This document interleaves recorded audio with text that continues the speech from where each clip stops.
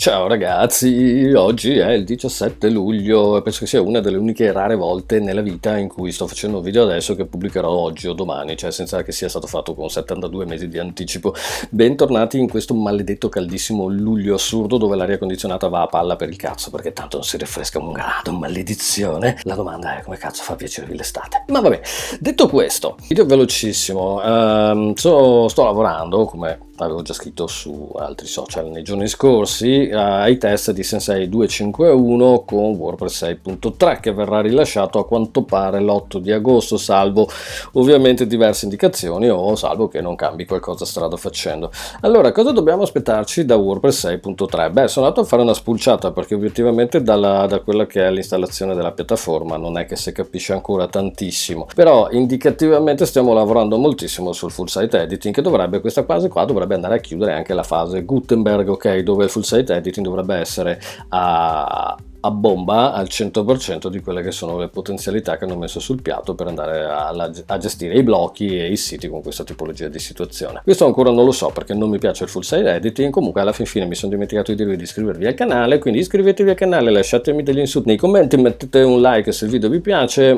speditemi a casa dei ventilatori, tipo fate quello che vi pare, insomma, fate quello che volete, fa caldo, ok? Sigla!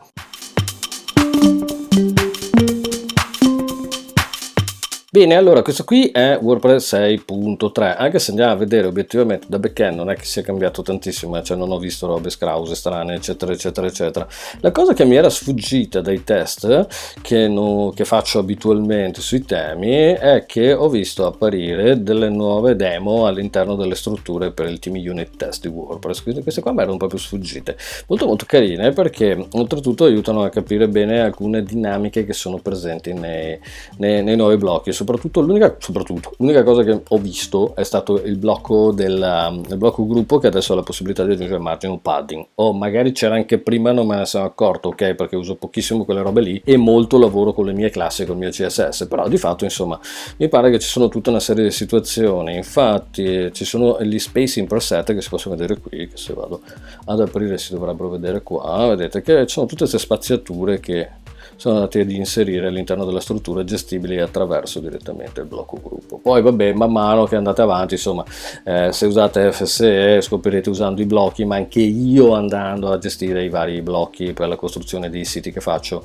scoprirò cose nuove. Altre novità, allora, non le so, quindi sono andato a spulciare. Allora, WordPress 6.3, novità, cosa passa il convento? Allora, il cui rilascio è previsto l'8 agosto, sarà l'ultimo rilascio importante della fase 2 del progetto Gutenberg in 4 fasi, mancano ancora 2, incentrato sulla personalizzazione. Vabbè, 6.3 dovrebbe chiudere molti compiti in sospeso relativi all'editing completo del sito FSE, all'usabilità in generale. Ok, quindi obiettivamente c'è l'addio a PHP 5, adesso questo qua ce lo andiamo a vedere un attimo, e il resto, vabbè, questo è il link da dove lo potete scaricare eventualmente se volete testarlo, né più né meno. Ok, andiamo a vedere un attimo questo articolo qua di html.it.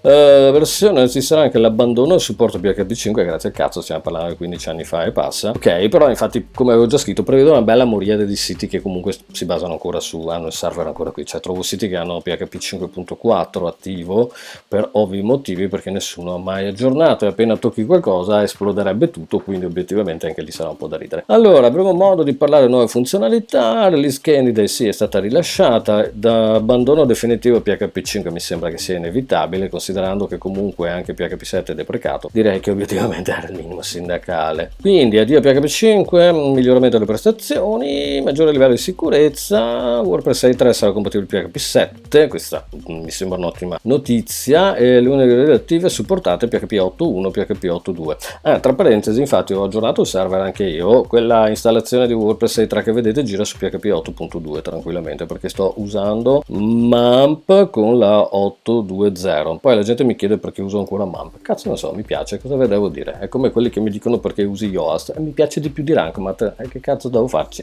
Ognuno avrà i suoi gusti. Allora,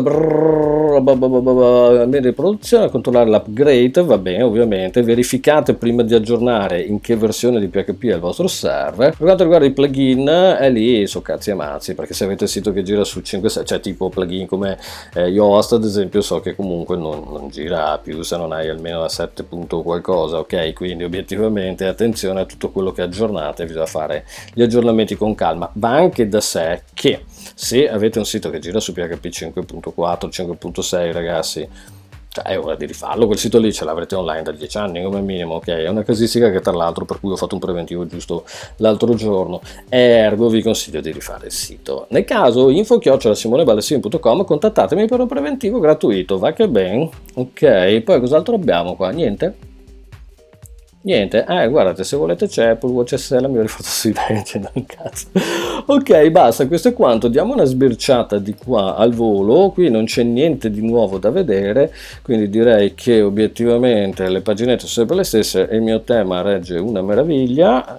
Ho perso qualcosina per strada, un paio di CSS che ho dovuto sistemare, ma va bene, niente di che. E c'era un problema, ecco, una cosa che hanno fatto, una cagata che ho dovuto sistemare è, vediamo un po' se ho il test dei commenti, gli articoli con i commenti. Vabbè, comunque i commenti hanno l'avatar, ok? L'avatar si chiama appunto avatar, è una classe, ma proprio l'immagine img.avatar. Il blocco dei commenti che hanno fatto, che si può integrare in tutte le pagine, tutti gli articoli, hanno fatto un div block qualcosa che si chiama a sua volta che lui punto avatar. Quindi la formattazione del punto avatar dei commenti normali, quelli che c'erano prima, va in conflitto con la formattazione del punto avatar del blocco avatar. Quindi devo dirvi la verità che non ho trovato molto furbo da parte di quelli che gestiscono Gutenberg andare a riciclare delle classi già utilizzate nel normale WordPress da sempre, ok, utilizzando gli stessi nomi. Magari bastavano semplicemente, come hanno sempre fatto, un wp-block davanti per risolvere il problema. In realtà quando si va a giocare su classi